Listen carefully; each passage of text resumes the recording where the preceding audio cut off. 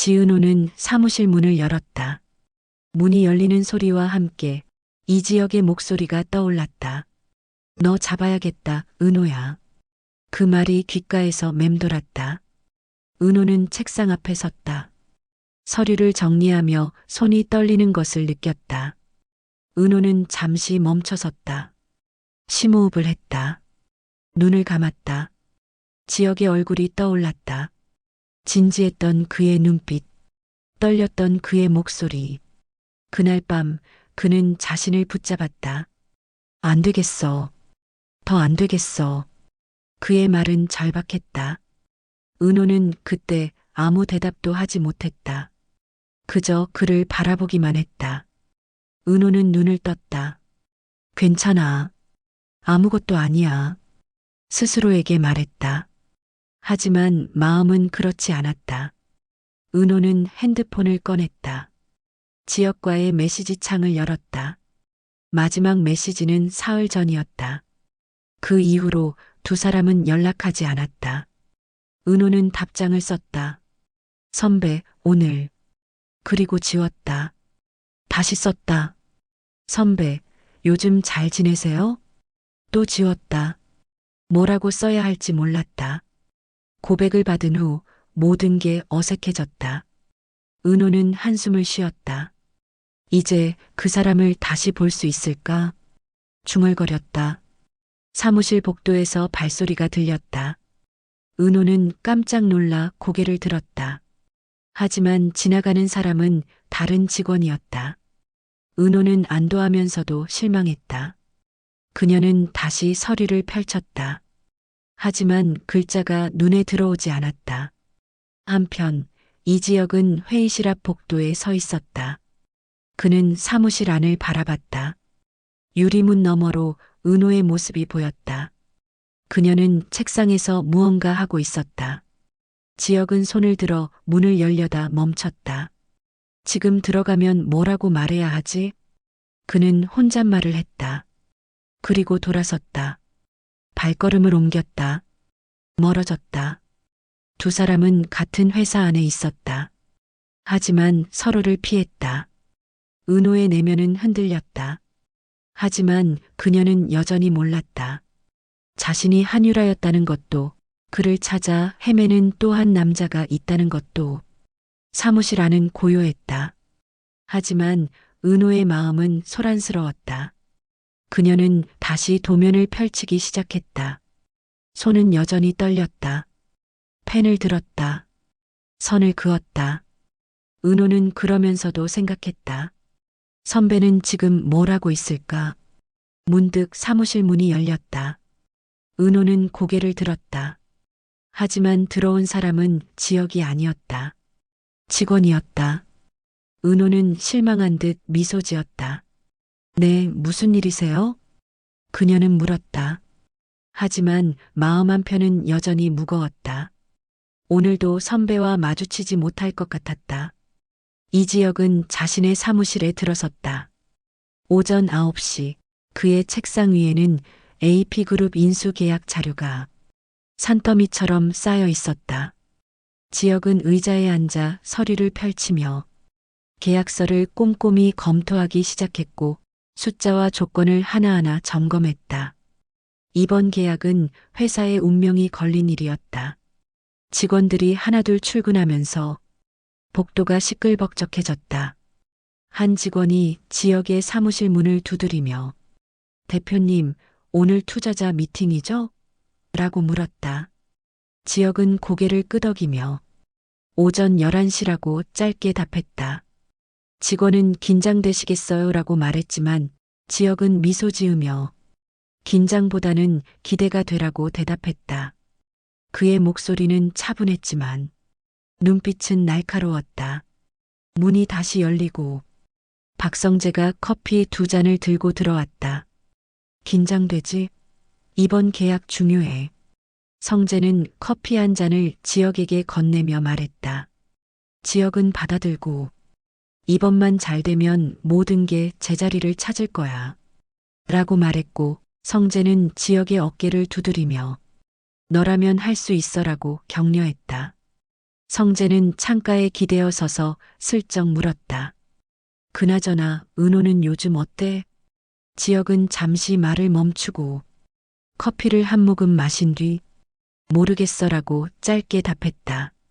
성재는 지혁의 복잡한 표정을 보며 더 이상 묻지 않았고 그 역시 복잡한 심경을 감췄다. 지혁은 다시 서류에 집중하려 했지만 마음 한편은 은호에게 있었다. 고백한 뒤로 사흘이 지났어. 은호는 뭘 생각하고 있을까? 지혁은 펜을 돌리며 창밖을 바라봤다. 맑은 하늘이 보였지만 그의 마음은 맑지 않았다. 비서가 노크하며 대표님, 투자자분 도착하셨습니다라고 알렸다. 지혁은 고개를 들어 시계를 봤다. 11시였다. 지혁은 자리에서 일어나 재킷을 입고 넥타이를 매만진 뒤 심호흡을 했다. 좋아. 시작이야. 그는 혼잣말을 했다. 성재가 화이팅이라고 말하자 지혁은 고개를 끄덕이고 회의실로 향했다. 복도를 걸으며 발걸음이 무거워졌다. 아니, 무겁다기보다는 긴장됐다. 이번 미팅은 단순한 투자 유치가 아니라 회사의 미래가 걸린 일이었다. 지혁은 회의실 앞에 서서 잠시 멈췄다. 다시 한번 심호흡을 하고 손잡이를 잡아 문을 열었다. 회의실 안은 조용했고 넓은 테이블과 창가에 등을 보이고 서 있는 한 남자가 보였다. 지혁은 안녕하세요라고 인사했고 남자가 천천히 돌아섰다. 회의실 문이 완전히 열렸고 낯선 남자가 천천히 이지혁을 향해 돌아섰다. 짙은 회색 양복을 입은 중년 남성이었고 깊게 패인 눈가에 주름과 단단한 인상이 첫눈에 들어왔다. 남자는 낮고 단단한 목소리로 처음 뵙겠습니다. 한기석입니다라고 인사했다. 지혁은 손을 내밀며 악수를 청했고 한기석도 손을 내밀었다. 두 사람의 손이 맞닿는 순간 지혁은 이유를 알 수 없는 낯설음을 느꼈다. 손끝이 차가웠다. 하지만 한기석의 눈빛에는 어딘가 따뜻한 무언가가 있었다. 묘한 긴장감이 회의실을 감쌌다. 이지혁입니다. 만나 뵙게 되어 영광입니다. 지혁은 정중하게 인사했다. 한기석은 미소 지으며 저야말로 영광입니다라고 답했다. 두 사람은 악수를 놓고 각자 자리에 앉았다. 한기석은 테이블에 놓인 서류를 가볍게 집어들었다. 자료 미리 검토했습니다. 인상적이더군요. 한기석이 말했다. 지혁은 감사합니다라고 답하며 긴장을 풀려 애썼다. 한기석은 서류를 내려놓고 지혁을 바라봤다. 특히 당신의 사업 철학이 마음에 들었습니다. 맘대로 집 플랫폼 실제 필요해서 출발한 아이디어죠. 지혁은 고개를 끄덕였다. 네, 저 역시 신혼부부였다면 이런 서비스가 필요했을 거라는 생각에서 시작했습니다.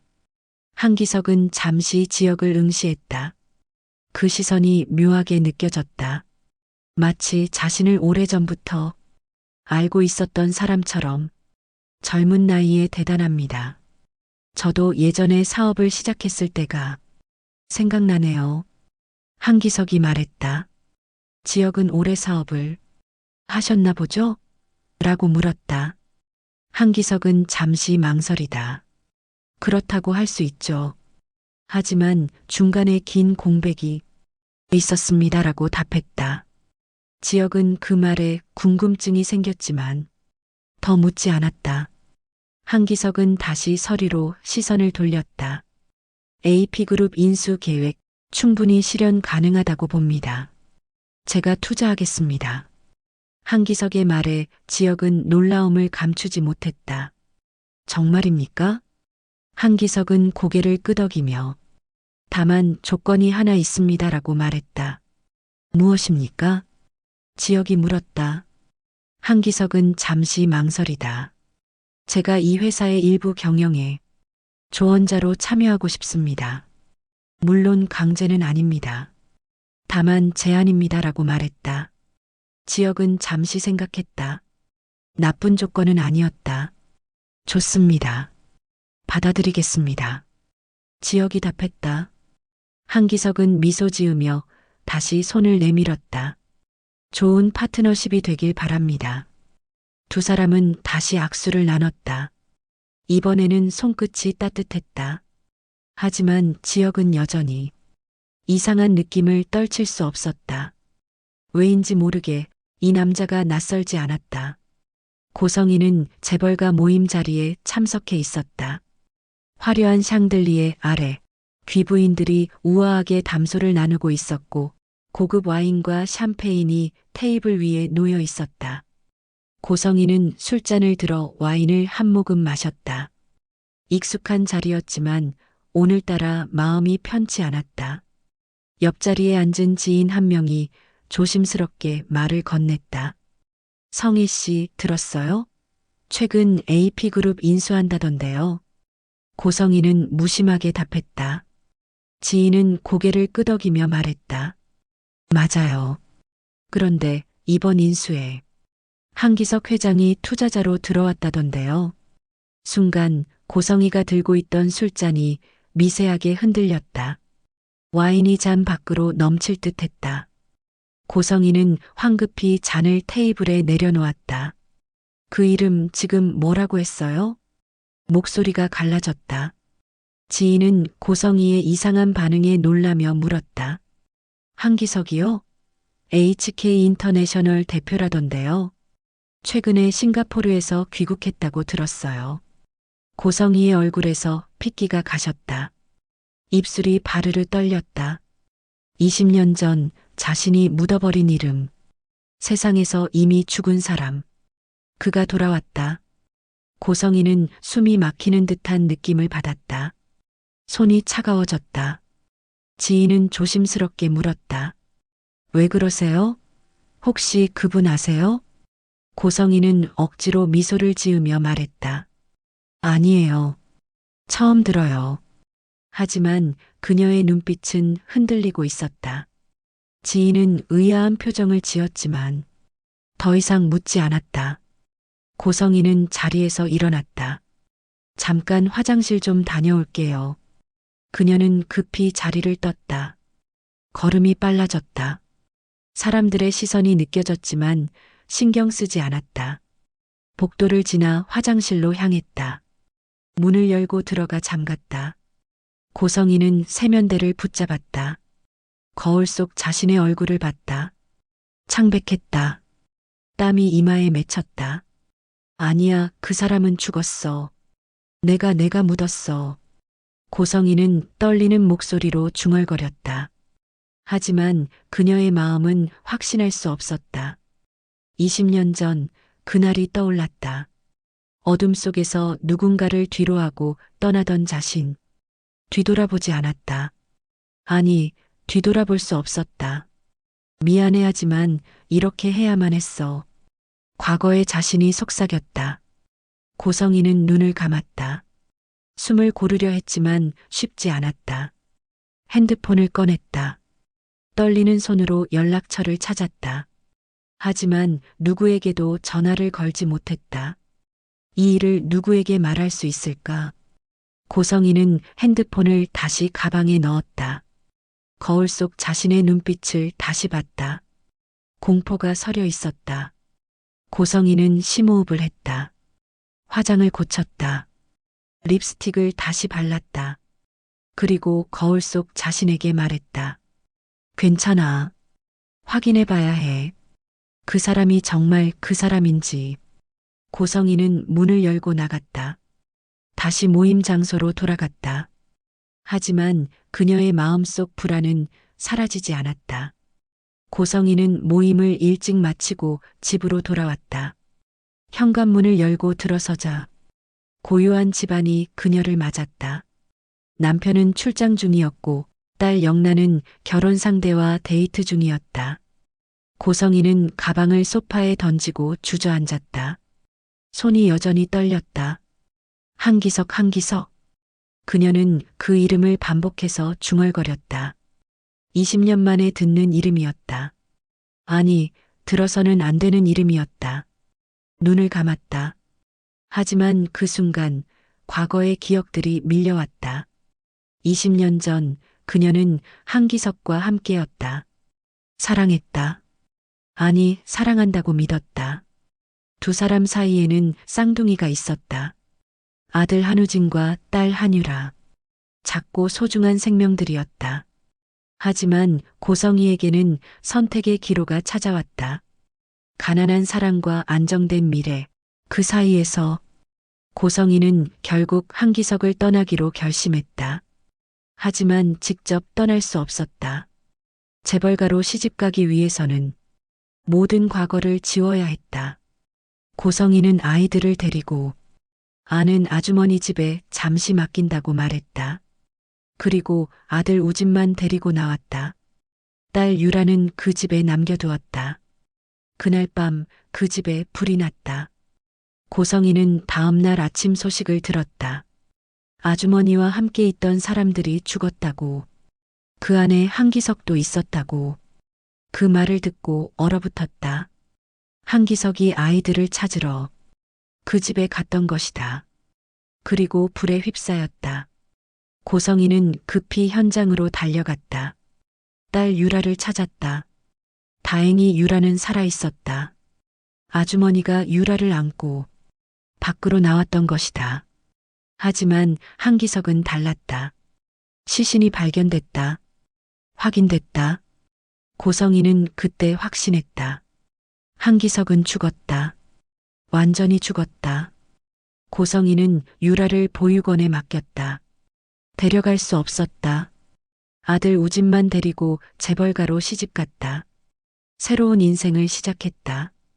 한기석은 죽었다. 과거는 완전히 묻혔다. 그렇게 믿었다. 죽었다고 확인했어. 시신도 봤어. 분명 죽었어. 고성이는 떨리는 목소리로 말했다. 하지만 지인의 말이 계속 머릿속을 맴돌았다. 최근에 싱가포르에서 귀국했다고. 만약 그 사람이 진짜 한기석이라면? 만약 시신이 잘못 확인된 거라면? 만약 그가 살아서 돌아온 거라면? 고성이는 자리에서 일어나 서재로 향했다. 오래된 상자를 꺼냈다. 먼지가 쌓여 있었다. 상자를 열자 낡은 사진 몇 장이 나왔다. 그중 하나를 집어들었다. 젊은 시절의 한기석과 자신이 함께 찍은 사진이었다. 그리고 쌍둥이를 안고 있는 사진도 있었다. 작은 우진과 유라. 고성이는 사진 속 한기석의 얼굴을 오래 바라봤다. 따뜻한 눈빛이었다. 그를 사랑했던 시절이 떠올랐다. 하지만 동시에 자신이 선택했던 순간도 떠올랐다. 미안해하지만 난 살아야 했어. 고성이는 중얼거렸다. 사진을 다시 상자에 넣었다. 하지만 마음속 불안은 사라지지 않았다. 소파에 다시 앉았다. 핸드폰을 꺼내 인터넷을 검색했다. 한기석 HK 인터내셔널. 검색 결과가 나왔다. 최근 기사 몇 개가 보였다. 고성이는 기사를 클릭했다. 기사에는 한기석의 사진이 실려 있었다. 중년이 된 남자의 얼굴. 주름이 깊었다. 하지만 눈빛은 여전했다. 사진을 확대했다. 손이 떨렸다. 맞아, 이 사람이야. 한기석이야. 어떻게 살아있어?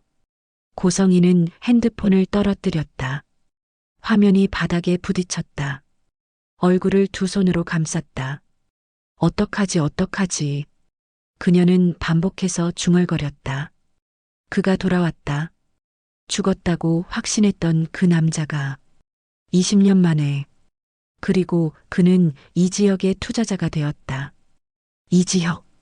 지은호와 가까운 그 남자. 지은호. 그 아이가 혹시 유라일까? 고성이의 머릿속이 복잡해졌다. 모든 것이 연결되고 있었다.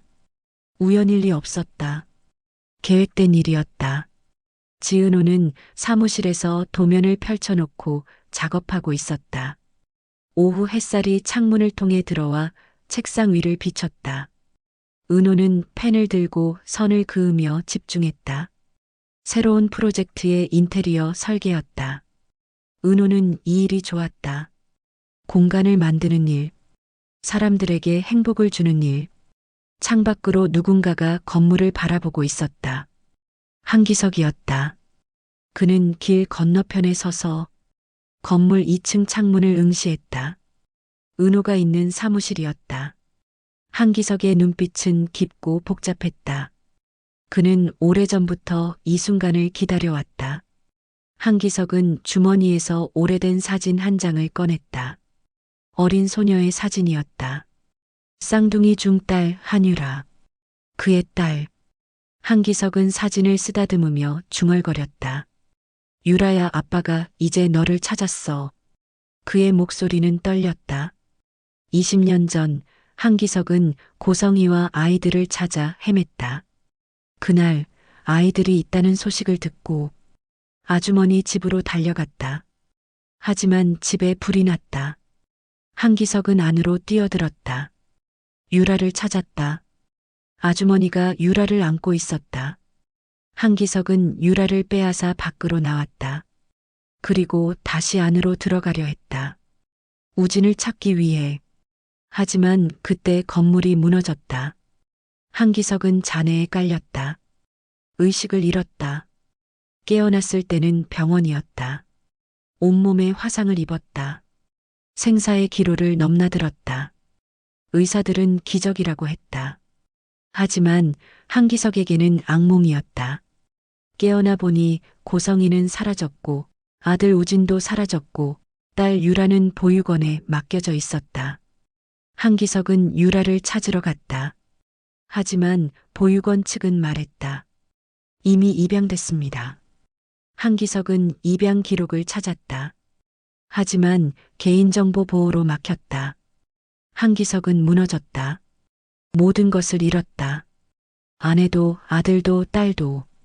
한기석은 한국을 떠났다. 싱가포르로 갔다. 새로운 인생을 시작했다. 사업을 했다. 성공했다. 하지만 단 하루도 딸을 잊은 적이 없었다. 매일 밤 유라의 얼굴을 떠올렸다. 그리고 마침내 몇 달 전 단서를 찾았다. 에덴 보육원 출신 지은호. 나이와 시기가 맞았다. 한기석은 확신했다. 지은호가 유라라고. 한기석은 한국으로 돌아왔다. 은호를 찾기 시작했다. 멀리서 지켜봤다. 사진을 찍었다. 확인했다. 그리고 확신했다. 저 아이가 자신의 딸이라고. 한기석은 은호에게 다가가고 싶었다. 하지만 참았다.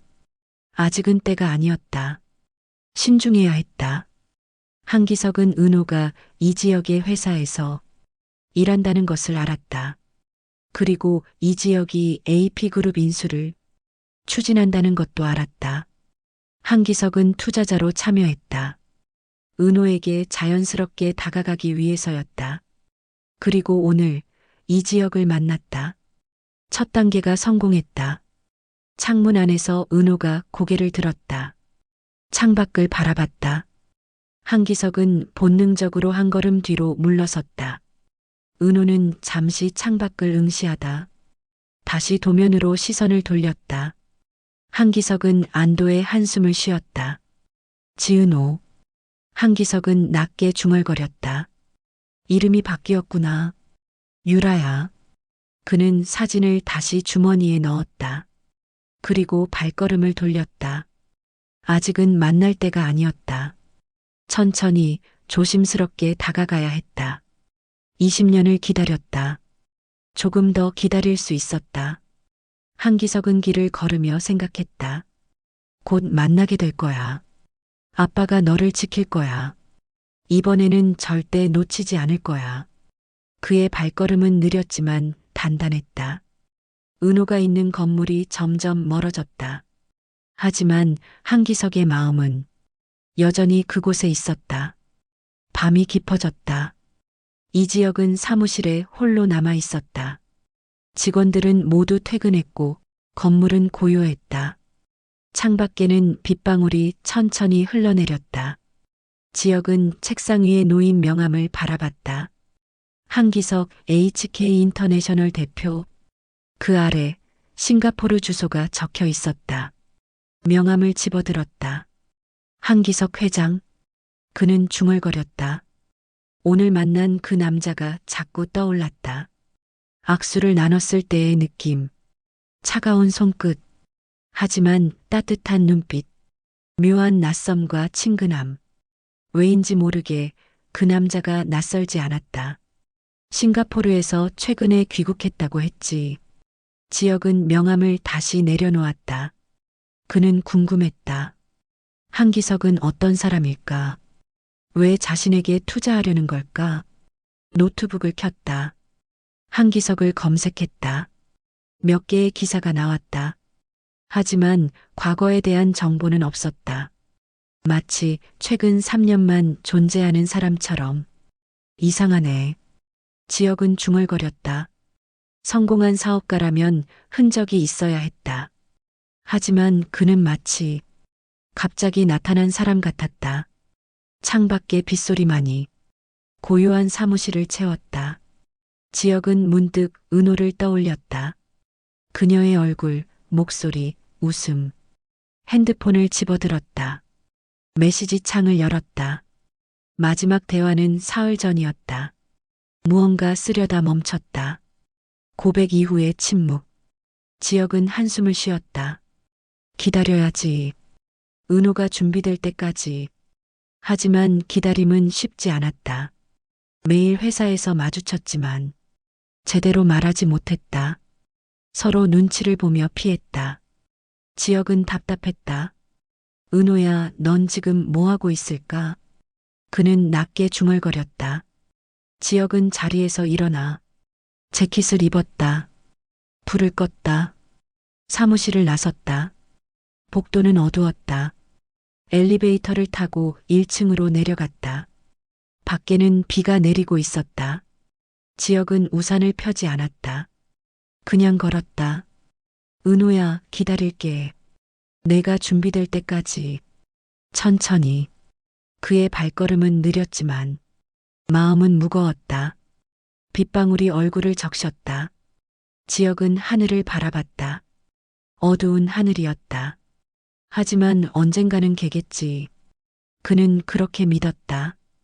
같은 시각 한기석은 어두운 호텔 방에서 노트북을 켰다. 화면이 그의 얼굴을 비췄다. 그는 사진 폴더를 열었다. 모두 지은호의 사진이었다. 카페에서, 사무실에서 웃는 모습. 사진 하나를 확대했다. 웃는 얼굴. 한기석은 오래 바라봤다. 지은호 이름이 바뀌었구나. 그의 목소리는 떨렸다. 책상 서랍을 열어 낡은 사진을 꺼냈다. 젊은 시절의 자신과 고성이, 그리고 쌍둥이. 사진 속 유라를 가리켰다. 유라야. 그는 속삭였다. 두 사진을 나란히 놓았다. 닮았다. 눈매가 닮았다. 미소가 닮았다. 확신했다. 유라야, 아빠가 늦었어. 미안해. 20년이나 혼자 두고. 눈물이 흘렀다. 이제 아빠가 너를 지킬 거야. 이번엔 절대 놓치지 않아. 그는 다짐했다. 창밖을 바라봤다. 서울의 불빛들이 반짝였다. 그 불빛 속 어딘가에 유라가 있었다. 조금만 기다려. 아빠가 곧 갈게. 모든 진실을 말해줄게. 내가 누구인지, 너의 진짜 가족이 누구인지. 한기석의 목소리는 단단했다. 결심이 서려 있었다. 밤은 깊어갔다. 빗소리는 계속됐다. 그는 창가에 서서 오래도록 빗소리를 들었다. 20년간 쌓인 그리움과 후회, 그리고 희망이 뒤섞였다. 한기석은 눈을 감았다. 이제 시작이야. 25회 새로운 인물의 등장이 모든 것을 뒤흔들었다. 죽은 줄 알았던 남자가 돌아왔다. 그는 지은호의 친아버지였다. 20년을 찾아 헤맨 딸을 드디어 찾았다. 하지만 고성이는 그의 귀환을 알고 공포에 떨었다. 이지혁은 그에게서 묘한 낯설음을 느꼈다. 조용한 불안이 시작되었다. 이제 모든 진실이 흔들리기 시작한다. 지은호는 자신이 한유라라는 사실을 알게 될 것인가? 한기석은 언제 딸에게 다가갈 것인가? 고성이는 이 위기를 어떻게 넘길 것인가? 다음에 더욱 충격적인 이야기가 펼쳐진다. 화려한 날들 계속됩니다.